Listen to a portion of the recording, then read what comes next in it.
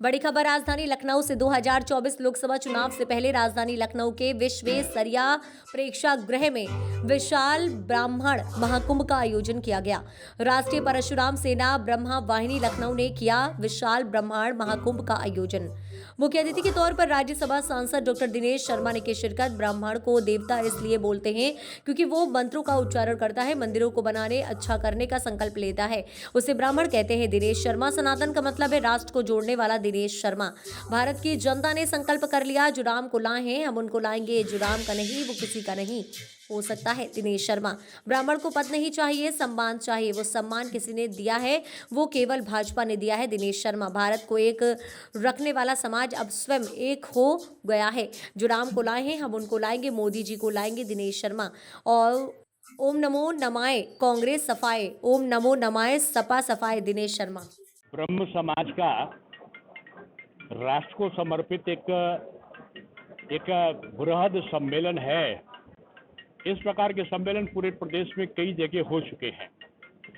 आज लखनऊ में इन्होंने किया है और इनका उद्देश्य केवल एक है, राष्ट्र को मजबूत करने का संकल्प।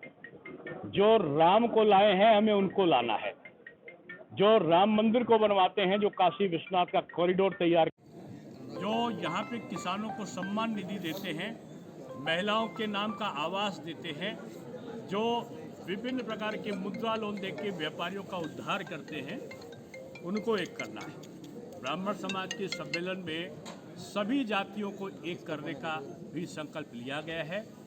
दहेज है, शराब है, नशाखोरी है, इनके विरुद्ध और सनातन संस्कृति के संरक्षण का यहाँ पर संकल्प लिया गया है। और खुशी है कि बहुत वरिष्ठ लोगों का ये समागम है।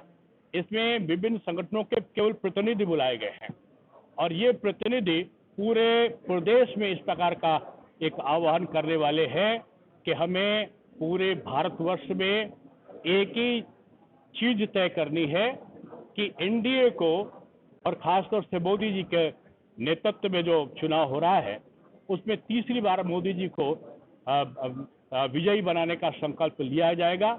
यहाँ पर भी लखनऊ के लोगों ने भी राजनाथ सिंह जी को जिताने का संकल्प लिया है और मैं समझता हूँ इधर कौशल किशोर जी को विजयी बनाने का संकल्प लिया है लखनऊ के लोगों ने। तो मैं समझता हूँ कि आज पूरे भारत में एक मोदी लहर चल रही है, जो भी कुछ दिनों पहले चली हुई शीत लहर से भी कहीं बड़ी लहर है। और ये जो मोदी मैजिक है, निश्चित मानिए कि लोकसभा का चुनाव जैसे जैसे करीब आएगा, विपक्षी दल राजनीतिक रूप में हवा में उड़ते दिखाई पड़ेंगे और विपक्ष अब की नेता प्रतिपक्ष की कुर्सी भी नहीं पाएगा। और उत्तर प्रदेश में तो नो वैकेंसी का, किसी भी लोकसभा सीट में नो वैकेंसी का बोर्ड अभी से जनता ने लड़ा दिया। ये पहला चुनाव है जिसे जनता स्वयं लड़ रही है और निश्चित रूप में ये चुनाव राजनीतिक दल नहीं लड़ रहे हैं। यहाँ पर राम का नाम, यहाँ पर मोदी का काम, यहाँ पर एनडीए के विकास के कार्य और जनता का आह्वान काम कर रहा है। तो आज ये सम्मेलन मैं सोचता हूँ बहुत सफल सम्मेलन है। खराब मौसम के बाद भी इतनी बड़ी संख्या में लोग आए हैं। इस बात का भी दिन भर चलने वाला है, भी दिन भर लोग आएंगे जाएंगे। अलग अलग जगह के लोग यहाँ, साधु संत भी यहाँ पर आने वाले हैं। विभिन्न वर्गों को एक करने का संकल्प भी यहाँ पर लोगों ने लिया है। और सही माने में ब्राह्मण वो है जो ब्रह्म का ज्ञान रखता हो, जो समाज के सभी को साथ में लेकर चलता हो, जो अगड़ा पिछड़ा अंत्योचे दलित इनका भेदभाव ना करता हो और सबको एक सनातन संस्कृति को एक मानने वाला, उनका ये सम्मेलन यहाँ पर हुआ है और उसी के लिए हम सब लोग आए हैं। वो ब्राह्मण देवता आज पूरे भारतवर्ष में खड़ा हो गया है, आज उत्तर प्रदेश में खड़ा हो गया है। मुझे खुशी है इस बात की।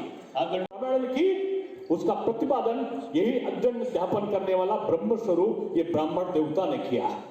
और मछुआरे के रूप में आज जिनके परिवार के लोग जाने जाते थे, महर्षि वेद व्यास ने जो महाभारत लिखा, जो वेद पुराण लिखे, उनका प्रतिपादन करने का काम किया है। जो योगी कृष्ण यदुवंशी भगवान श्री कृष्ण ने जो गीता लिखी, उसका प्रतिपादन करने का काम इन्हीं ब्राह्मण, जिनको आप देवता बोलते हो, उन्होंने किया है। किसी और को देवता नहीं बोलते। ब्राह्मण को क्यों देवता बोलते हैं? वो सदाचारी होता है, वो राष्ट्र के प्रति समर्पित होता है, वो शाकाहारी होता है, वो कर्म कांड करता है, वो प्रातः वो उठता है, ईश्वर का स्मरण करता है, मंत्रों का उच्चारण करता है, शिखा धारण करता है, जनेऊ धारण करता है, अपने मस्तिष्क पे टीका लगाता है और अपने एक निर्लिप्त भाव में अपने राष्ट्र की रक्षा का संकल्प लेता है, अपने देवी देवताओं का सम्मान करता है, मंदिरों को बनाने का एक उनको अच्छा करने का संकल्प लेता है, वो ब्राह्मण होता है।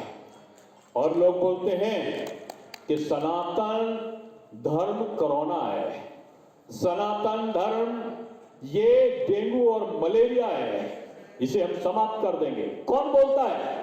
ये कांग्रेस का हित रक्षक, ये कांग्रेस का सबसे बड़ा सहयोगी, ये स्टालिन का डीएमके का बेटा, ये उदयनिधि स्टालिन बोलता है कि हम सनातन को समाप्त कर देंगे।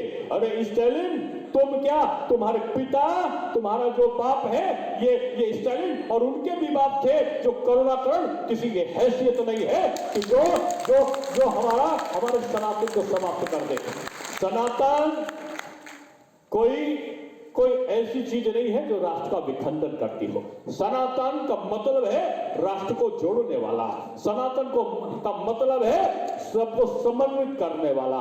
और पता चला कि कांग्रेस का एक और दूसरी सहयोगी है समाजवादी पार्टी, और समाजवादी पार्टी तो कहेगा कि एक भाग है वो नाई भाई का है, एक भाग जो है वो सैनी यानी जो माली है उनका एक नेक होगा। वो कहेगा कि जो सामान आएगा वो वैश्य के वहां से आएगा, और जो अन्य प्रकार की चीजों की रक्षा का कार्य होगा वो क्षत्रिय भाई हमारा देखेगा। समाज के हर वर्ग को जोड़कर कुछ न कुछ उनमें कार्यों का विभाजन करने का काम यह ब्राह्मण करता है।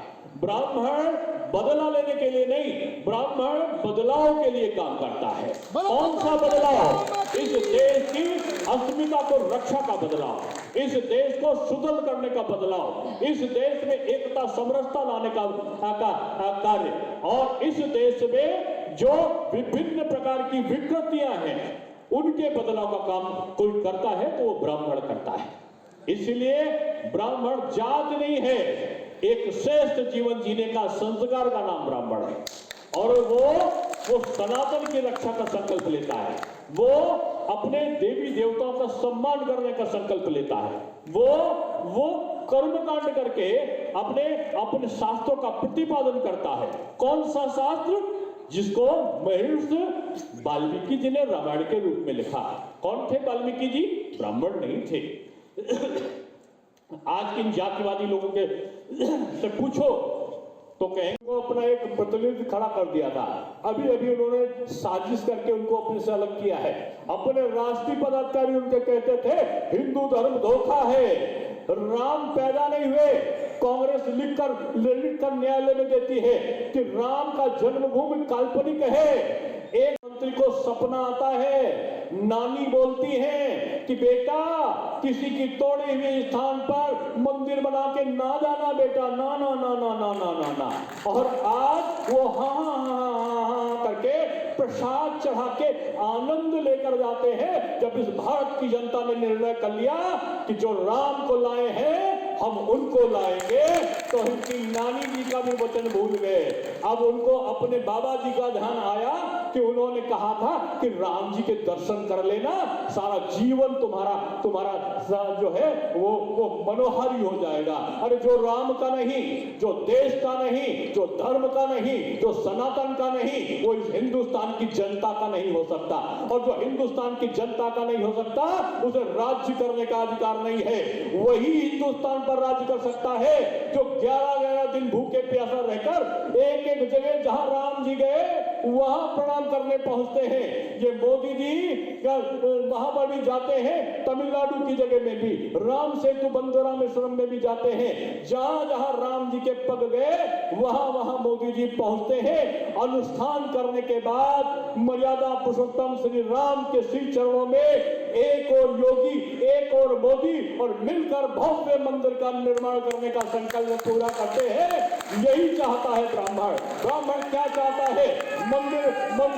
वरिष्ठ लोगों का ये समागम है इसमें विभिन्न संगठनों के केवल प्रतिनिधि बुलाए गए हैं और ये प्रतिनिधि पूरे प्रदेश में इस प्रकार का एक आह्वान करने वाले हैं कि हमें पूरे भारतवर्ष में एक ही चीज तय करनी है कि एनडीए को और खासतौर से मोदी जी के नेतृत्व में जो चुनाव हो रहा है उसमें तीसरी बार मोदी जी को विजयी बनाने का संकल्प लिया जाएगा।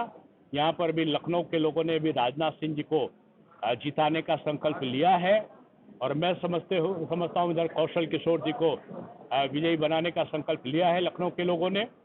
तो मैं समझता हूँ कि आज पूरे भारत में एक मोदी लहर चल रही है, जो भी कुछ दिनों पहले चली हुई शीत लहर से भी कहीं बड़ी लहर है।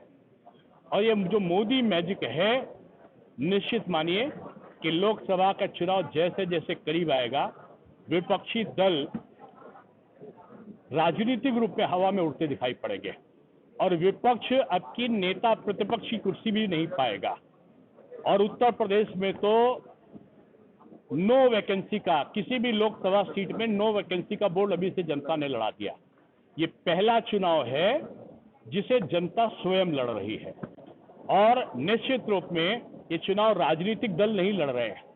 यहाँ पर राम का नाम, यहाँ पर मोदी का काम, यहाँ पर एनडीए के विकास के कार्य और जनता का आह्वान काम कर रहा है। तो आज ये सम्मेलन मैं सोचता हूँ बहुत सफल सम्मेलन है। खराब मौसम के बाद भी इतनी बड़ी संख्या में लोग आए हैं। इस बात का भी दिन भर चलने वाला है, भी दिन भर लोग आएंगे जाएंगे। अलग अलग जगह के लोग यहाँ, साधु संत भी यहाँ पर आने वाले हैं। विभिन्न वर्गों को एक करने का संकल्प भी यहाँ पर लोगों ने लिया है। और सही माने में ब्राह्मण वो है जो ब्रह्म का ज्ञान रखता हो, जो समाज के सभी को साथ में लेकर चलता हो, जो अगड़ा पिछड़ा अनसोचे दलित इनका भेदभाव ना करता हो और सबको एक सनातन संस्कृति को एक मानने वाला, उनका ये सम्मेलन यहाँ पर हुआ है और उसी के लिए हम सब लोग आए।